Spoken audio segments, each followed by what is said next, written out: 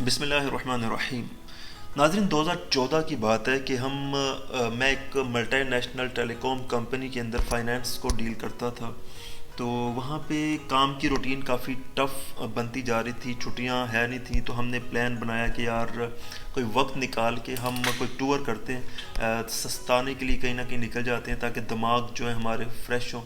تو ٹارگٹس کافی ہیوی ہوتے ہیں کمپنیز میں، اور بھی چیزیں ہوتی ہیں، تو ہم نے مل کے ایک پلان ڈیسائیڈ کیا جس کے مطابق فرائیڈے نائٹ کو ہم نے کسی نہ کسی آؤٹنگ پہ نکلنا تھا، کسی اسپیسیفک ناردرن ایریاز کی جانب۔ لیکن ہمارے پاس ہم نے سیٹرڈے کی چھٹی لے لی، سنڈے اور سیٹرڈے تھا، اور منڈے کو ہم نے پھر کام پہ آنا تھا۔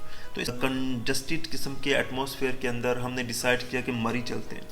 لیکن ان دنوں بھی مری کے اندر کچھ اس طرح کی چیزیں بن چکی ہوئی تھیں کہ ہوٹلز کے کرائے کافی زیادہ تھے اور مل بھی نہیں رہے تھے، شارٹیج آف رومز چل رہی تھی وہاں پہ، کافی زیادہ ٹورسٹ وہاں پہ گئے ہوئے تھے، تو ہم نے جانا ضروری تھا۔ ہم نے یہ ڈیسائیڈ کیا کہ ایسا کرتے ہیں کہ اپنے 2 بندے ایک دن پہلے وہاں پہ بھیج دیتے ہیں، تاکہ جب ہم تھکے ہارے وہاں پہ پہنچے تو ہمارے لیے روم اویلیبل وہ کروائے ہوئے ہوں، اور ہم جا کے وہاں پہ ریلیکس ہو۔ تو ہم نے اپنے 2 بندے اپنی ٹیم میں سے ایک دن پہلے وہاں پہ بھیج دیے، وہ وہاں پہ پہنچے، انہیں بھی روم نہیں ملا۔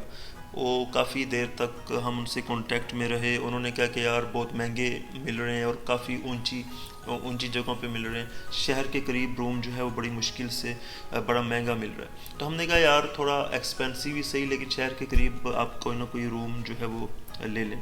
تو انہوں نے 2 روم لیے، بہت ایکسپینسو، اور یہ کہہ کے لیے کہ بھئی ہماری ٹیم کوئی 10 لوگوں پہ مشتمل ہوگی، وہ آ رہی ہے، اور ان 2 رومز کے اندر انہوں نے اپنا سامان وغیرہ رکھنا ہے، سیر کے لیے وہ باہر جایا کریں گے، لیکن سونے کے لیے یا مطلب 2-3 دن کے لیے جو ہم نے رہنا ہے تو وہاں پہ رہیں گے۔ انہوں نے ہوٹل والوں نے کہا کہ ٹھیک ہے، آپ کی ٹیم آ سکتی ہے، آپ کے یہ 2 رومز بک ہو گئے۔ اب ہم یہاں پہ ریلیکس ہو کے رات کو بیٹھے، فرائیڈے نائٹ کو بیٹھے، مارننگ میں ہم پہنچے وہاں پہ، ابھی اندھیرا ہی تھا، ہم مری میں پہنچ چکے تھے، اور ہوٹل کے اندر لاری اڈے سے لے کے ہوٹل تک کا ایک اسپیسیفک فاصلہ بھی تھا۔ ہم نے سامان وغیرہ اٹھایا اور پیدل چلنا شروع کر دیا، صبح کا وقت تھا، تو وہاں پہ کوئی اس طرح کا تو سین ہوتا نہیں ہے، رکشے وغیرہ یا یہ وہ جس طرح لاہور میں ہوتا ہے۔ سامان اٹھایا اور ہم ہوٹل کی جانب چل پڑے۔ تو جب ہوٹل میں ہم پہنچے تو وہاں کے جو جن سے ڈیسائیڈ ہوا تھا ریٹ بھی اور ساری چیزیں، وہ جا چکے تھے، اور ان کی جگہ پہ کوئی نیا بندہ آ چکا تھا۔ تو ہم جیسے ہی اندر انٹر ہونے لگے ہیں تو وہ فوراً باہر آ گیا اور بڑی شدید بدتمیزی سے ہمارے ساتھ پیش آئے۔ ان میں سے کچھ ڈائلاگس ابھی بھی میرے مائنڈ میں گھوم رہے ہیں، جن میں سے ایک یہ تھا کہ کہاں سے منہ اٹھا کے آ گئے ہیں آپ لوگ، اور اس طرح کے اور بھی الفاظ تھے جو کافی شرمندگی سے بھرے ہوئے تھے۔ تو ہم تھکے بھی ہوئے تھے، ساری رات کا سفر بھی طے کر کے آئے تھے، اور آلریڈی ڈیسائیڈڈ اور پیڈ روم کے اندر ہم جا رہے تھے، 2 رومز تھے، تو لیکن انہوں نے شدید بدتمیزی کی، سامان ہمارا تقریباً اٹھا کے باہر پھینک دیا، مطلب انہوں نے کہا کہ تقریباً دھکے دیے آپ کہہ سکتے ہیں۔ تو بڑی ایک شرمندگی کا سین تھا۔ تو اب ہم نے ڈیسائیڈ کیا کہ یار یہاں سے نکل کے ہم چلے جاتے ہیں، کوئی نہیں، اب ایکسپینسو تو ہو جائے گا لیکن چلتے ہیں، باعزت جگہ پہ جانا چاہیے۔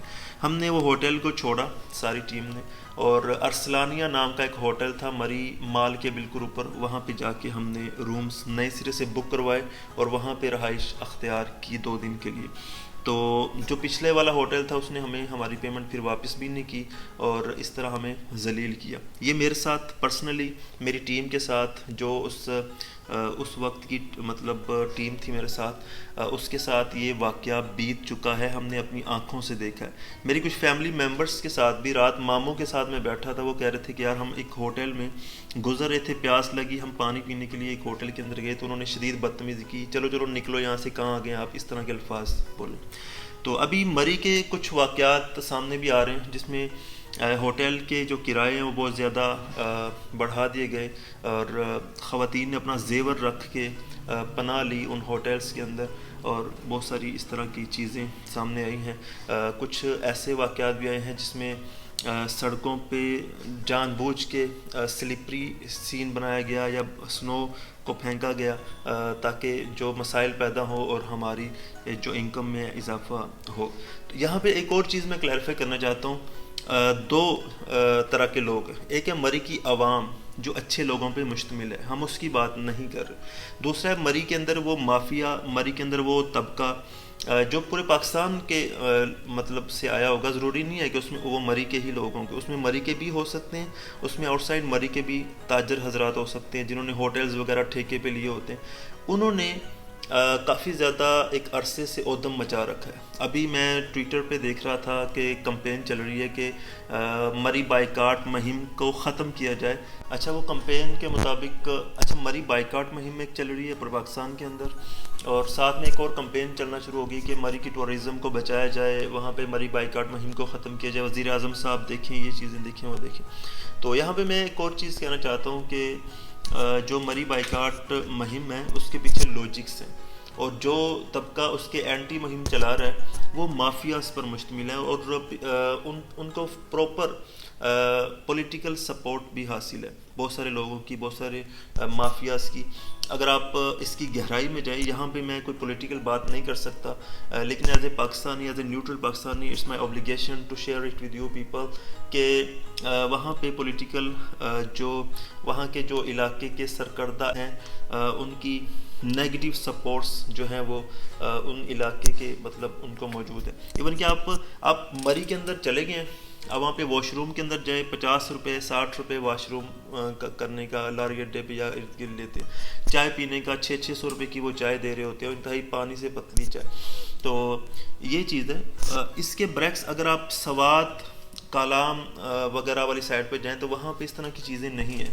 وہاں پہ بہت اکنومیکل ریٹس ہوتے ہیں اور خدا ترسی والے ایلیمنٹس ہوتے ہیں، اور وہ مہمان سمجھ کے ٹریٹ کر رہے ہوتے ہیں. یہ لوگ گاہک سمجھ کے ٹریٹ کر رہے ہوتے ہیں اور پھر ڈیمانڈ سپلائی کے رولز اپلائی کر رہے ہوتے ہیں. تو یہ کافی زیادہ فکر مندی کی بات ہے. اور وزیر اعظم صاحب کے جو ٹورزم کے حوالے سے کاوشیں ہیں اس کو دھچکا پہنچانے کے مترادف ہے. جب دنیا بھر کے سیاح دیکھیں گے کہ پاکستان کے ناردرن ایریاز کے اندر کوئی فیسیلیٹیز نہیں ہیں، لوگ مر جاتے ہیں لیکن کوئی مدد کرنے کے لیے نہیں آتا ہے.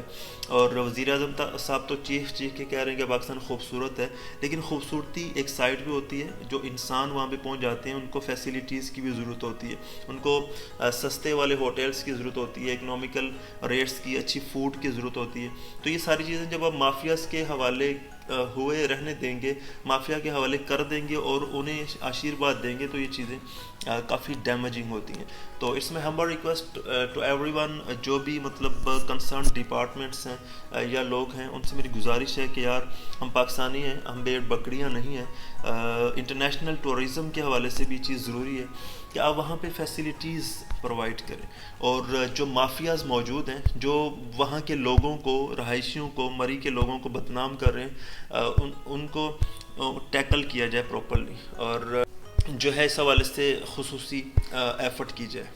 اچھا ایک اور چیز، مری ایک کنسنٹریٹڈ سا ایریا ہے، اتنا بڑا علاقہ نہیں ہے. وہاں پہ پورا پاکستان سے صرف سنو فالنگ کے لیے لوگ اگر کلیکٹ ہو جائیں تو ایشوز بن جاتے ہیں انتظامیہ کے لیے. ہر گورنمنٹ اتنی اچھی نہیں ہوتی ہے کہ وہ چیزیں مینج کر سکتی ہو. تو عوام سے بھی میری یہ گزارش ہے کہ بھائی کچھ چیزیں آپ پلیزنٹ انوائرمنٹ کی طرف جائیں، نئی چیزوں کو آپ ایکسپلور کریں. پر پاکستان جو ہے وہ بیوٹی سے بڑا پڑا ہے. ضروری نہیں ہے کہ آپ سردیوں کے اندر انجوائے کریں، آپ گرمیوں میں بھی انجوائے کر سکتے ہیں. آپ نارمل جو میٹھا موسم ہوتا ہے اس کو بھی ایکسپلور کر سکتے ہیں. آپ سردیوں میں پنجاب کے ڈیفرنٹ میدانی علاقوں کو ایکسپلور کر سکتے ہیں. آپ پہاڑی ڈیفرنٹ اور پہاڑی کے علاقے ہیں. بلوچستان کے اندر بڑی بیوٹی ہے یار، آپ حیران ہوں گے. میں لاسٹ ٹائم دیکھ رہا تھا بلوچستان کے اندر اتنی زیادہ خوبصورتی ہے کہ آپ امیجن بھی نہیں کر سکتے. وہاں کا جو سمندر ہے، وہاں پہ پہاڑی جو علاقے ہیں وہ بڑے خوبصورت ہیں. اس کے علاوہ کراچی کے اندر مطلب چیزیں ہیں. تو آپ پورے پاکستان کو آپ ایکسپلور کریں. کنسنٹریٹڈ ایریے میں جہاں پہ فیسیلیٹیز بھی نہیں ہیں، آپ وہاں پہ ذرا اکٹھے ہوں گے سنو فال کے لیے تو ایشوز بن سکتے ہیں. ہر گورنمنٹ اتنی اچھی نہیں ہوتی ہے کہ وہ ان چیزوں کو مینج کر سکتی ہو. تو this should be in mind and consideration. جو لوگ بھی اس حادثے میں اپنی جان سے ہاتھ دھوئے ہیں، اپنی ابدی نیند سوئے ہیں، اللہ تعالیٰ ان کی مغفرت فرمائے، ان کے لواحقین کو صبر جمیل عطا فرمائے. بس یہی ایک مختصر سی بات تھی جو میں آپ سے ڈسکس کرنا چاہ رہا تھا. اویس ریاض شیخ کو اجازت دیجیے. پاکیزہ ٹی وی کو سبسکرائب لازمی کر لیجیے. اللہ حافظ.